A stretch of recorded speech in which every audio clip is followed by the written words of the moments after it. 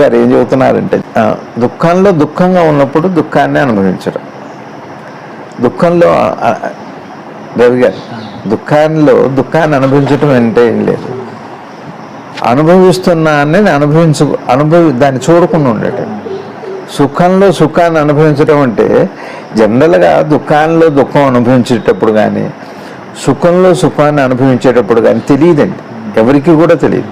కానీ మనకు ఒక ఆశ ఉంది, ఎప్పుడు దుఃఖం వద్దు, ఎప్పుడు సుఖమే కావాలి, ఎప్పుడు అయిపోకూడదు, ఎప్పుడు నాకు ఉండాలనే లోపల అంతఃచేతనంలో సబ్కాన్షియస్లో ఉందే ఆ గుణం. ఆ గుణం ఏం చేస్తుందంటే దుఃఖాన్ని అనుభవించేటప్పుడు సుఖాన్ని చూడటం, సుఖాన్ని అనిపించేటప్పుడు దుఃఖాన్ని చూడటం అనే లక్షణాన్ని మనసుకి ఒక గుణాన్ని తీసుకొచ్చి పెడతాం.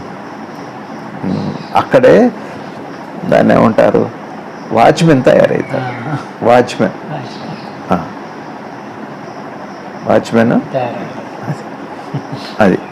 అది చూసారా?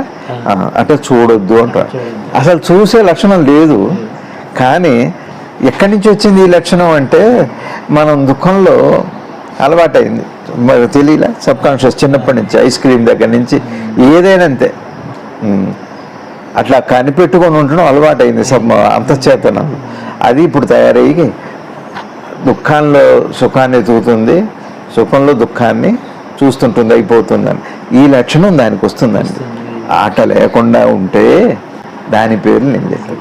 నిర్లిప్తత అంటే ఏమి పట్టించుకోకుండా అనుభవించకపోవటం కాదు, ఆ గుణాన్ని అక్కడికి తీసుకురాకపోవటం. ఆ గుణాన్ని ముందుగానే గుర్తుపెట్టి దాన్ని కనిపెట్టుకొని ఉంటే అది అలవాటు పోతుంది. సగం తినేసి అక్కడ పెట్టి ఇటు పెట్టి అటు పెట్టి ఎంజాయ్ అంతే. ఈ నిజంగా దుఃఖంలో ఉన్నప్పుడు దుఃఖం తెలియదు రవి గారు, నిజంలో సంతోషంగా ఉన్నప్పుడు సంతోషం కూడా తెలియదు. కానీ మనం ఎప్పుడు దుఃఖం ఏం వద్దు అని సంతోషమే కావాలని ఒక గుణాన్ని చిన్నప్పటి నుంచి అలవాటు చేసుకోవటం వల్ల ప్రతి కార్యంలో అది నిలబడి అదే గైడ్గాను అదే కర్త అయిపోయి అదే యజమాని అయిపోయింది. ఇప్పుడు అదే యజమాని అయిపోయింది. సంతోషంలో అనుభవించేటప్పుడు సంతోషం యజమాని అవ్వాలి, దుఃఖం అనుభవించేటప్పుడు దుఃఖమే యజమాని అవ్వాలి. ఇప్పుడు యజమాని ఎవరయ్యారు అంటే వద్దు వద్దు ఇదే ఉండాలి అనే ఒకానొక ఆశాపరుడు.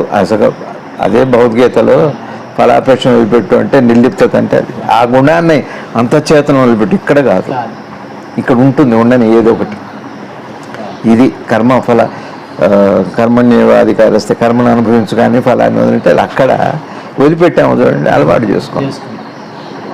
అది మీరు కోకోకోలా